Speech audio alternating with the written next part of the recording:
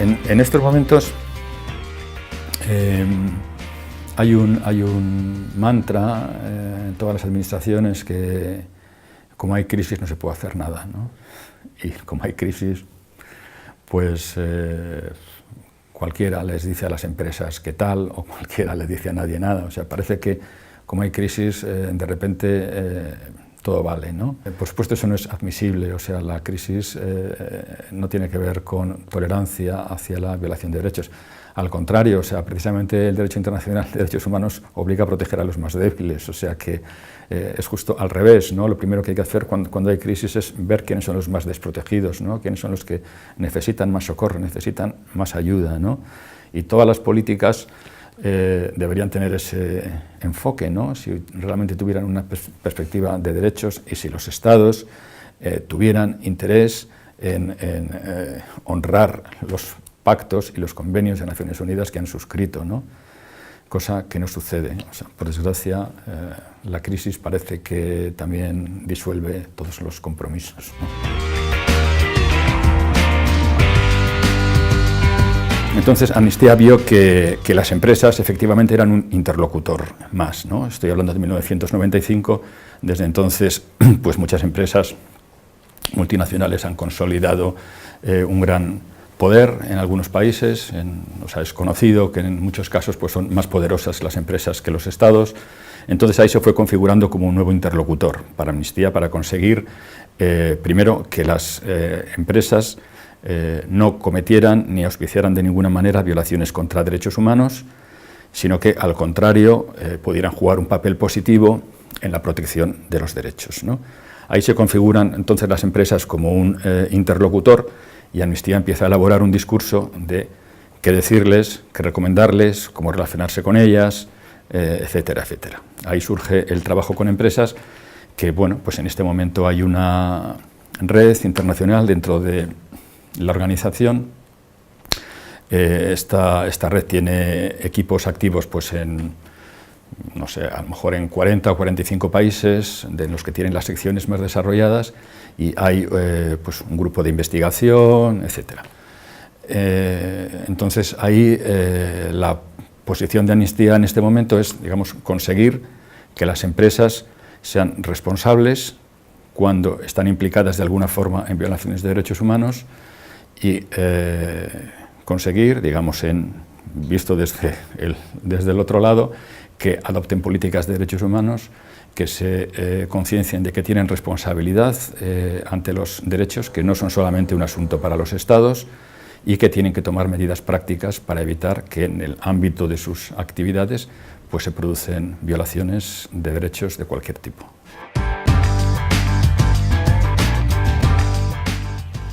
Hay un gran, por así decirlo, debate a nivel global sobre la responsabilidad social corporativa y las obligaciones de las empresas.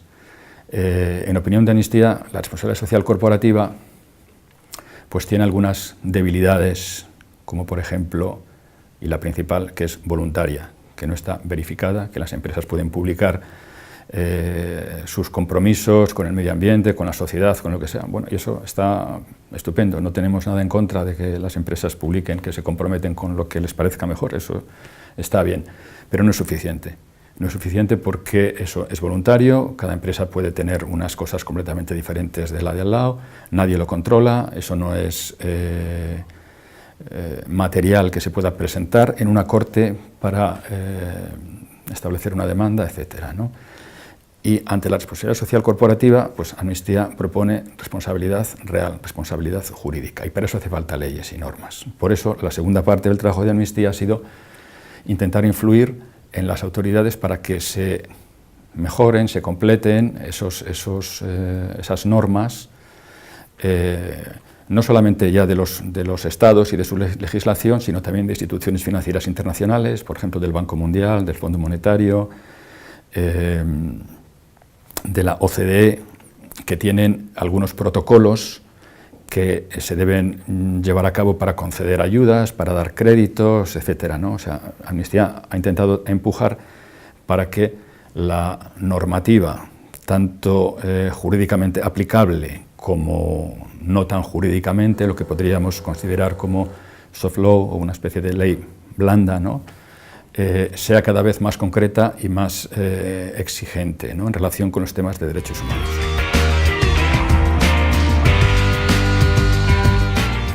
Y hay un tercer actor muy relevante, o sea, no solamente hay estados y empresas, hay un tercer actor que es la sociedad. Entonces, la sociedad está cada vez más organizada, la sociedad es cada vez más exigente, cada vez hay más conciencia de que hay cosas que no se pueden consentir, de que hay cosas que son abusos, de que, en fin, llegan antes las noticias, sabemos mejor lo que pasa en África, lo que pasa en Asia, en América Latina, etcétera, ¿no?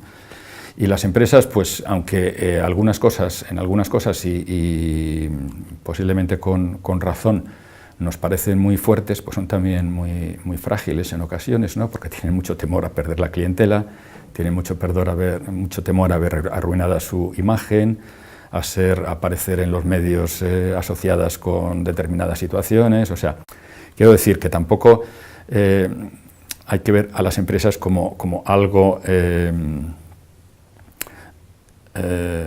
insensible, ¿no? No a lo mejor porque tengan una gran sensibilidad social, eso, como digo, pues puede haber casos y casos, sino porque realmente algunas veces pues tienen esa fragilidad, ¿no? Que les da el saber que dependen de la clientela, en fin, de la respuesta de la sociedad, etcétera. Desde el punto de vista de los sectores, sí, podríamos decir que el sector de la industria extractiva, incluyendo ahí las petroleras, gasistas, etcétera, es el sector más peligroso y es el sector en el que, de acuerdo con los informes que ha elaborado Amnistía y las investigaciones que hemos hecho, pues aparece como el que tiene los peores estándares en términos de respeto a los derechos humanos, ¿no? Sectorialmente podríamos decir eso. En relación con las empresas, o sea, yo puedo mencionar a empresas sobre las que Amnistía ha hecho informes, claro, y esas tienen nombre, y hablamos, por ejemplo, mucho de Shell, porque ha sido una empresa de referencia por la situación tan grave que ha habido durante muchísimos años en el delta del Níger, etcétera, ¿no? Y también otras empresas, la canadiense Barrick, en fin. O sea, hay empresas que están en los informes y que esas, pues podemos decir su nombre, porque en una investigación hemos visto que había violaciones de derechos humanos en las cuales habían participado de alguna forma, ¿no? O cometido directamente o actuado en complicidad. Pero eso no quiere decir que las demás sean buenas, ni tampoco que sean malas, sencillamente no lo sabemos. O sea, Amnistía trabaja, como he dicho antes, con investigación propia. Las investigaciones son laboriosas, implican ir a un cierto lugar y recoger información, y tener entrevistas con autoridades, con las empresas, con los empleados, con los sindicatos, con las víctimas que han reclamado ante diversas instancias, con otras partes neutrales, con las autoridades judiciales, etcétera. O sea, es un trabajo, digamos, exhaustivo para contraponer las visiones de las distintas partes, etcétera, ¿no? Por otra parte, investigar sobre empresas, pues a nadie se le oculta que es bastante complicado, porque las empresas, sobre todo estas empresas multinacionales, tienen unas ramificaciones societales bastante resbaladizas, ¿no? Y la empresa que actúa en un sitio pues es filial de la otra, pero solamente con un cierto porcentaje, y además las acciones de la otra están depositadas en un cierto paraíso fiscal, etcétera. O sea que no es tan fácil decir la empresa fulanita ha hecho tal cosa. Bueno, habrá que ver cómo son esas ramificaciones, ¿no? Quiero decir que las investigaciones son difíciles. Entonces, lo que no nos gusta desde Amnistía es decir, las empresas peores o las empresas son estas, ¿no? Como si las demás fueran buenas. Sobre las demás no sabemos, ojalá sean buenas, pero es que a lo mejor no lo son. O sea, el que no las hayamos investigado no dice nada a su favor. No es misión de Amnistía, ni tenemos ni muchísimo menos la capacidad para investigar a todas las empresas. Pero sí hemos visto violaciones en las cuales las empresas están participando y no hay justicia para poder reclamar por esas violaciones ante una instancia jurídica eficiente, es que la situación está lejos de ser resuelta. Y exigimos por eso a las autoridades que tomen medidas, que desarrollen legislación, que aseguren los mecanismos de reparación.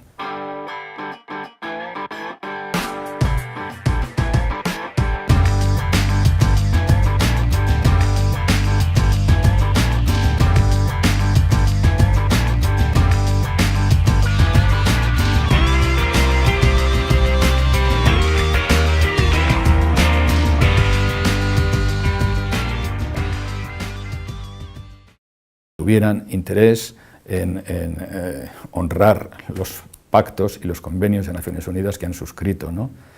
Cosa que no sucede. O sea, por desgracia, la crisis parece que también disuelve todos los compromisos, ¿no? Entonces, Amnistía vio que las empresas efectivamente eran un interlocutor más, ¿no? Estoy hablando de 1995. Desde entonces, pues muchas empresas multinacionales han consolidado un gran poder en algunos países. O sea, es conocido que en muchos casos pues, son más poderosas las empresas que los estados. Entonces ahí se fue configurando como un nuevo interlocutor para Amnistía, para conseguir, primero, que las empresas, que como hay crisis no se puede hacer nada, ¿no? Y como hay crisis, pues cualquiera les dice a las empresas qué tal, o cualquiera les dice a nadie nada. O sea, parece que como hay crisis, de repente todo vale, ¿no? Por supuesto, eso no es admisible. O sea, la crisis no tiene que ver con tolerancia hacia la violación de derechos.